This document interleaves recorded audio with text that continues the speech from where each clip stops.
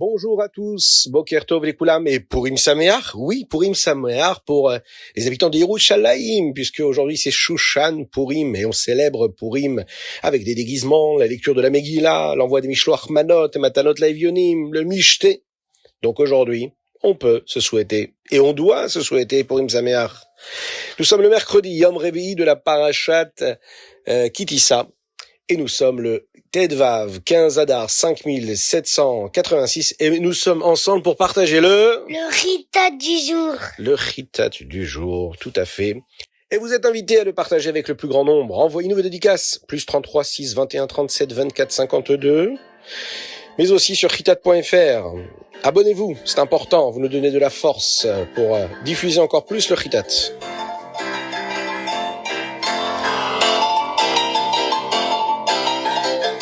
La halakha nous enseigne d'ailleurs qu'il est important de vivre ce moment-là et d'étudier la Torah plus que d'habitude, par exemple, puisque la Torah ça rend joyeux, de réjouir d'autres juifs. Et même si nous ne sommes pas à Yerushalayim, eh bien, nous n'allons par exemple pas dire si nous sommes Shabbat, Tachanoun, ou bien avant Hamin, avant le Moussaf si c'est Shabbat, Nitzit Katra, etc. Rabbi précise souvent que si nous avons manqué de faire quelque chose à Purim, nous devrions le rattraper pendant Shushan Purim. D'ailleurs, vous savez que le Rabbi disait aussi qu'il est très important, à partir de Purim, d'étudier, de commencer à étudier les lois de Pessah, puisque on sait que 30 jours avant la fête, on se prépare déjà à la fête suivante. Donc déjà à partir d'aujourd'hui, on peut commencer à prélever déjà de l'argent pour Maotritim, pour s'assurer que chacun ait de quoi célébrer dignement la fête de Pessah. On arrête de manger également de la matzah, afin de garder l'enthousiasme pour le soir du Seder. On a le Miftzah Matzah. On va veiller à ce que chaque juif ait de la Matzah Shmura. On commence déjà à faire attention à ne pas créer de gros désordres à la maison afin qu'il n'y ait pas trop de Chametz. Donc on est déjà dans Pessah. Avec la joie de Purim, c'est un jour exceptionnel que nous vivons ensemble. Et nous commençons avec le Chumash. Hier, HaKadosh Baruch Hu a promis à Moshe Rabbeinu qu'il résiderait uniquement parmi le Ham Israël. Moshe a vu que c'était un Ed Ratson, un moment propice, et il a demandé une dernière chose, voir le kavod d'Akadosh Baruch Hu, la gloire de Dieu. Akadosh Baruch Hu a accepté et il lui a révélé un secret spécial. Les Yud Gimel Midot HaRachamim, les 13 attributs de miséricorde. Et Moshe pourra ainsi les enseigner au Ham Israël lorsqu'ils les diront en priant. Akadosh Baruch Hu leur donne ce dont ils ont besoin, même s'ils ne les méritent pas totalement. Akadosh Baruch Hu va lui dire également de se tenir près d'un rocher sur la montagne. Akadosh Baruch Hu passerait devant lui pour lui enseigner comment dire ces 13 attributs de miséricorde, les Yud Gimel Midot HaRachamim. Cependant, Moshe ne pourra pas voir toute la face d'Akadosh Baruch Hu. Il ne pourra voir que le nœud des téphilines Shel Rosh d'Hashem, c'est-à-dire du dos. Et il ne pourra pas regarder directement le visage de Dieu, on l'imagine, puisque même un être aussi kadosh que Moshe Rabbeinu ne pouvait atteindre ce niveau. Teilim. Aujourd'hui, nous sommes le Yom Tedvav, le 15 Adar 5786. Et nous lisons le chapitre 77 et le chapitre 78, c'est-à-dire le Aïn Zaïn et le Aïn Chet. Le chapitre 78 raconte tous les miracles et Nissim qu'Hachem a fait pour les Juifs de la sortie d'Égypte jusqu'à l'avènement du roi David. Et le 5e verset dit Vayakem edut beYaakov vetorasam beIsraël. Hachem a donné la Torah aux Juifs pour qu'ils l'enseignent à leurs enfants. Ce chapitre-là mentionne aussi les erreurs passées du Ham Israël pour nous apprendre le bon comportement à adopter afin de ne pas les répéter.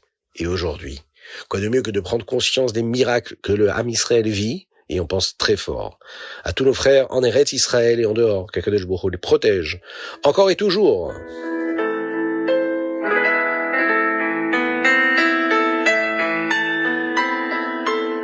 Tania du jour. Aujourd'hui, nous allons plonger dans cet univers extraordinaire que le Rabbi Shlomo Zalman nous offre et nous dire quelle est la réponse à la question qu'on se pose. Et maintenant? Ben oui, puisqu'on sait que Purim est incroyable, et maintenant, Purim, en Chutz La'aretz, c'est fini.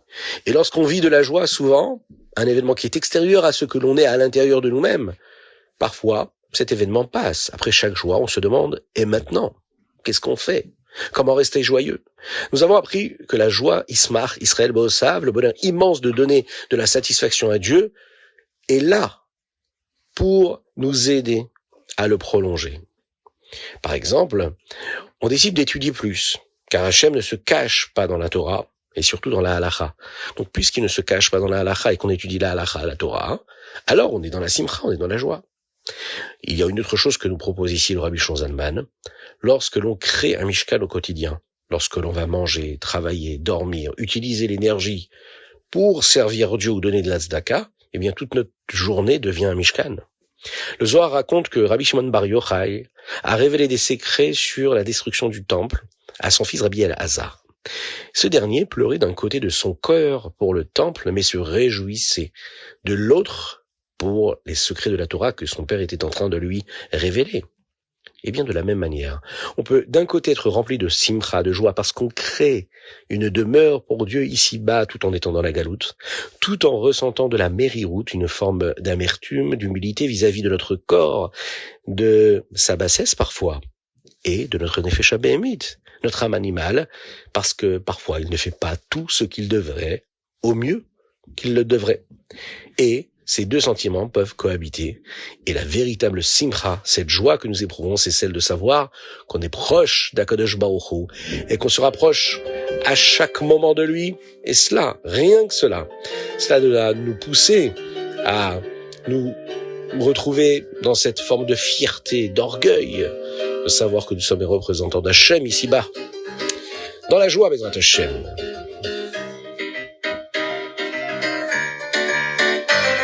Ayom Yom Tetvav 15 Adar. Avant le Hamotzi, on a l'habitude de faire une petite trace sur le pain avec le couteau sans le couper.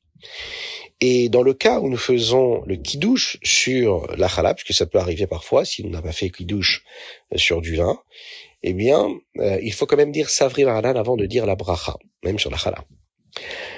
Deuxième chose qu'on apprend ici, c'est que le prophète Habakouk dit qu'à la venue de Mashiach, le bois et les pierres parleront. C'est-à-dire que la terre attend depuis des milliers d'années qu'un juif passe et dise des mots de Torah. Si on marche dessus sans penser à la Torah, eh bien la terre se plaint. Tu es comme un animal. Tu me foules sans prononcer des mots de Torah. C'est pour cette raison qu'il faut toujours prononcer des mots de Torah lorsque l'on marche. Une belle histoire du Baal Shem Tov. Il a un jour montré à ses élèves par une chaîne humaine des juifs priant avec leur talit. Ce n'étaient pas les prières elles-mêmes déjà montées au ciel, mais une forme de réchima, une trace de sainteté laissée sur place il y a 300 ans. Si nous savions quelle trace nous laissons en disant un verset, nous ne marcherions jamais sans dire des mots de Torah. D'un autre côté, imaginons ce que nous laissons comme sainteté lorsque nous prononçons des mots de Torah, lorsqu'on le marche. Tetvav Adar Sheni. Ici, le Rabbi Marash explique les Mahamarim, les discours chassidiques du Admor Haem Tsaï. Et il nous dit qu'ils étaient écrits pour différents types de chassidim. Mais 2 livres sont écrits pour tout le monde. Le Sha'ar HaYichud, qui est la clé de la chassidoute, et Sha'ar HaOra, qui est considéré comme l'Aleph-Bet de la chassidoute.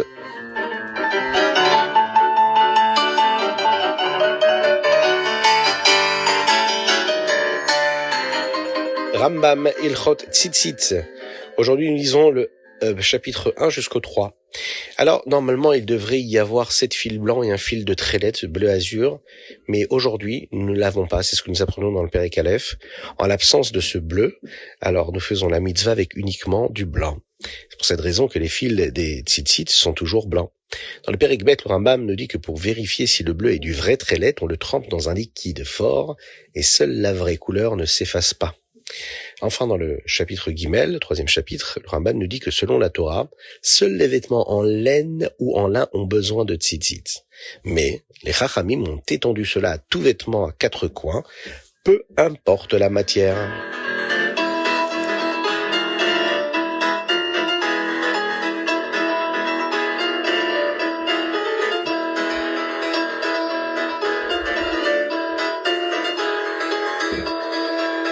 Et voilà, c'était le Chitat du jour. Je vous souhaite plein de bonnes choses. Qu'Akadosh Baruch Hu envoie le Mashiach Tzidkenu Bekor Mamash, qu'il envoie la Refoua Shelema à Avram Nissim Ben Sultana, David Ben Sultana, ainsi que tous les malades de Dieu, Ami Israël, qui nous bénissent de joie véritable, de sérénité, de tranquillité, de réussite matérielle et spirituelle, de bonté, de grâce, de miséricorde, de compassion.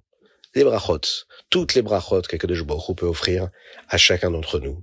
Dites Amen, Amen Ve'Amen là où vous trouvez, Et on va, Bezrat Hashem, en terminant d'écouter ce Ritat, prendre chacun, peu importe là où on est, un livre de Tehillim, et on va lire ensemble le Tehillim Kuf Chaf Aleph, c'est-à-dire le Tehillim 121, ainsi que le Tehillim Chaf, le Tehillim 20, pour demander à Hashem de protéger le Ham Israël. On va le faire partout là où on se trouve, que ce soit en classe, à la maison, en voiture, dans les transports en commun. Que Dieu vous bénisse. À très bientôt et envoyez nos dédicaces. ritat.fr 06 21 37 24 52.